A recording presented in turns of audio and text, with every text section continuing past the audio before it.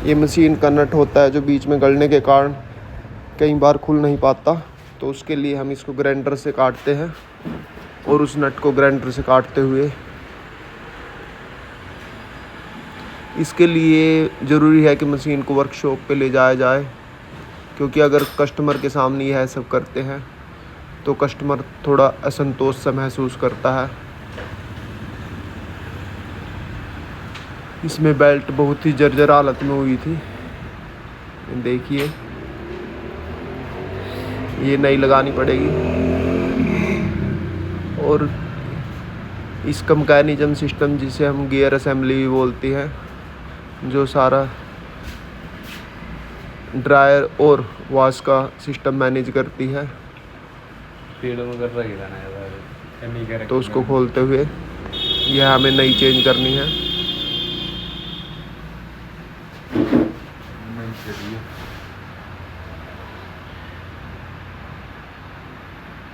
तो 15 मिनट ही दिखा रही है। कदियो बनी हुई भी तने जोड़ लियो। इसकी सर्विस भी करनी है मशीन की, क्योंकि इतना सब काम करने पर अगर सर्विस ना करे तो काम अधूरा रह जाता है। ग्रीसिंग वगैरह शोकरों में सब करेंगे इसकी। ये उधर हमारे दूसरे टेक्नीशियन भाई अपने दूसरे काम पर लगे हुए हैं। एक एसी का जो रेडिएटर खोला हुआ उसमें लीकेज की प्रॉब्लम थी, उसको डिटेक्ट करके उसको रिपेयर कर रहे हैं उधर। और इधर वॉशिंग मशीन रिपेयरिंग चल रही है, गियर असेंबली चेंज करने के लिए, सर्विस करने के लिए। ये हमारी गियर असेंबली खुल चुकी है।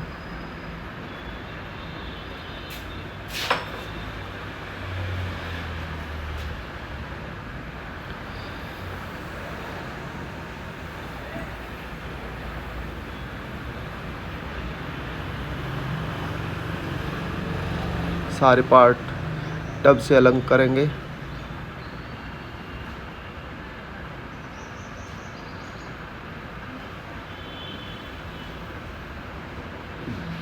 अलग अलग मशीन में अलग अलग गियर असेंबली होती है, तो इसके लिए हमें ज़रूरी है कि भाई गियर असेंबली खोलकर वह दिखाकर हमें मार्केट से मिल सकती है।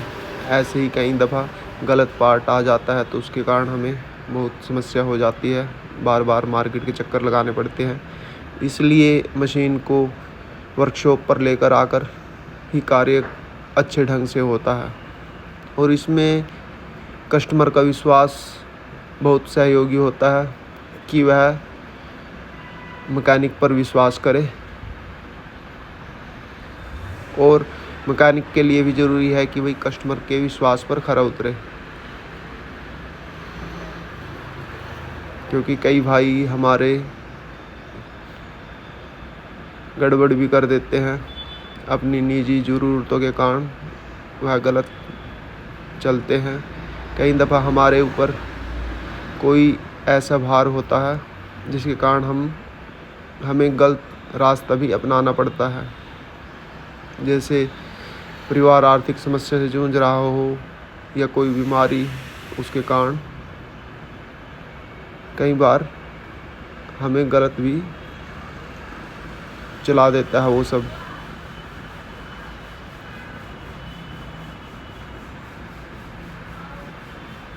जैक नहीं निकल रहा है, जाम हो गया इसमें कार्बन आने के कारण। ये कई बार थिम्बल का लॉक होता है अंदर, उसके कारण वह नहीं निकलती। और इसके साथ ज़्यादा जोर ज़बरदस्ती भी हम नहीं कर सकते।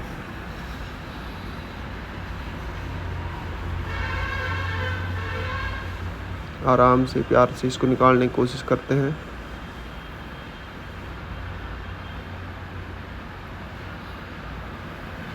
इसके लिए ज़रूरी है दोनों तरफ से सपोर्ट देकर इसको बाहर निकालने के लिए। निकल गया है।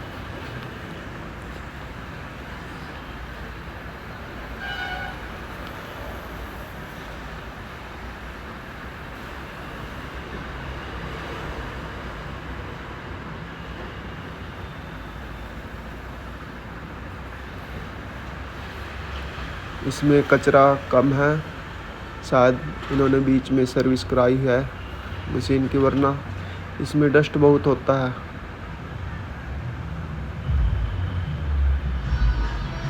और यही डस्ट कुछ समय के बाद हमारे कपड़ों पर जमने लगता है। जैसे हम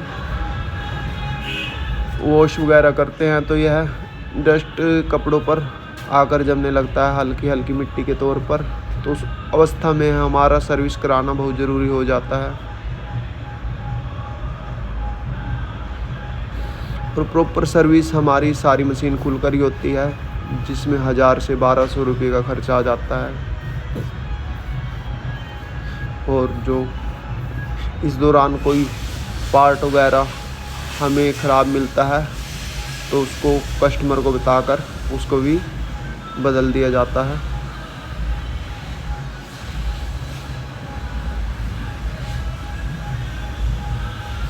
और हमारी कोशिश रहती है कि भाई अपना कार्य उचित ढंग से करें, अच्छे से करें, ताकि कस्टमर को संतुष्टि हो।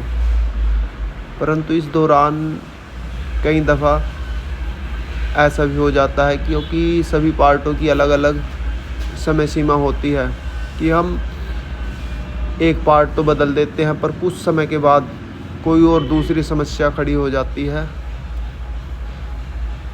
क्योंकि सभी पार्ट अलग अलग समय पर बनाए जाते हैं, उनके अलग अलग समय सीमा होती है चलने की। तो ऐसा हो जाता है कि हम एक समस्या को ख़त्म करते हैं और दूसरी समस्या हमारे आगे आकर खड़ी हो जाती है। परंतु हम अपनी तरफ से कोशिश करते हैं कि सारा कार्य अच्छे ढंग से करें।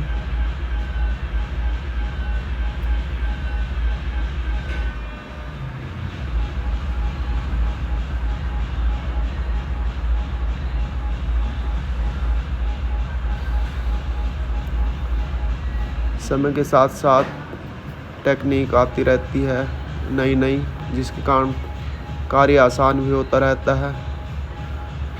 वही जो विज्ञान का या ज्ञान का जो सूत्र है कि भाई कोई भी नई तकनीक कार्य को आसान भी करती है और कुछ ना कुछ नई समस्या भी हमारे सामने आ जाती है।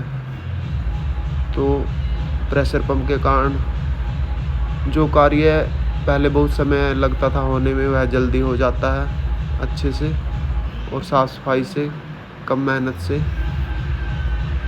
परंतु अगर इसी प्रेशर का हम सदुपयोग ना करें तो इसके कारण कुछ गड़बड़ भी हो जाती है। ये फिट करके नट ये नया लगाया है, जो हमने काटा था शुरू में ग्राइंडर से, उस नट को लगाया हुआ है। और इसको बहुत अच्छे से तसल्ली से कसे जाना बहुत ज़रूरी है। इसके लिए हम इस पर चोट मारते हैं हथौड़े से, ताकि यह अच्छे से कसा जाए। वरना अगर कभी भी यह लूज रह जाता है तो उसके कारण ड्रम में स्पेस बन जाता है। जैसे यह निरंतर चलता रहता है तो उसके कारण स्पेस बन जाता है और उसके कारण ड्रम अनबैलेंस रहने लगता है। और यह समस्या हमारे पूरे ड्रम को ही, स्पिन ड्रम को ही ख़राब कर देती है। तो इसके लिए ज़रूरी है अच्छे से नट को टाइट करना, क्योंकि यह समस्या हमारे आगे पहले आ चुकी है। कई दफ़ा गलतियां हमारे से भी हो जाती है, पर हर गलती हमें कुछ ना कुछ सिखाती है। इसलिए जहाँ तक कोशिश होती है इसको अच्छे तसल्ली से हम टाइट करते हैं।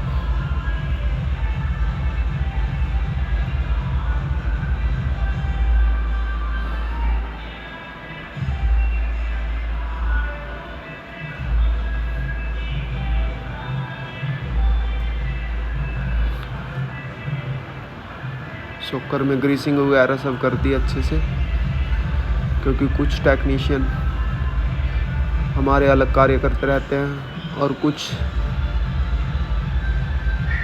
अलग कार्य करते रहते हैं छोटा मोटा, जैसे ग्रीसिंग वगैरह। तो सभी मिलजुल कर ही किसी भी कार्य को पूर्ण करते हैं।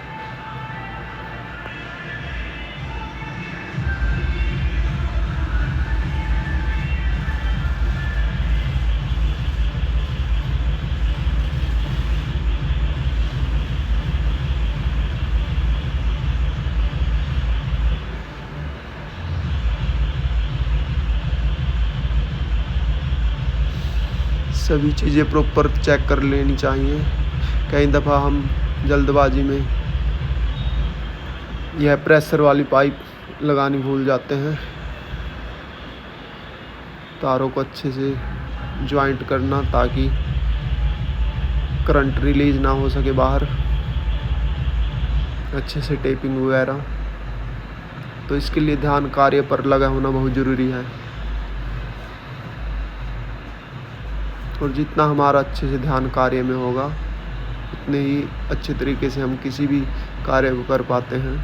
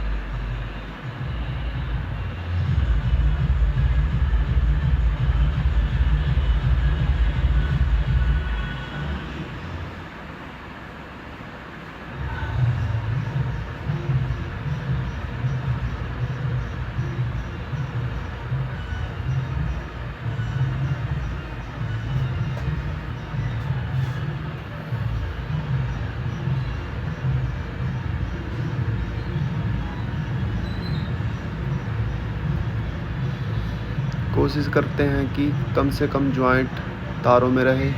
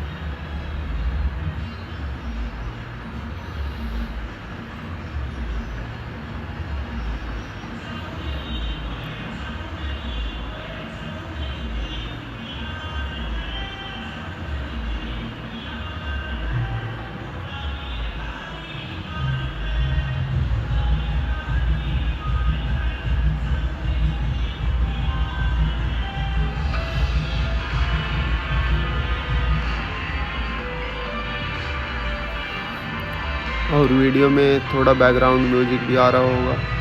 हमारे पीछे आज शिव मंदिर में कलश यात्रा निकाली जानी है, तो जिसके कारण यह पीछे भजन सुनाई दे रहे हैं।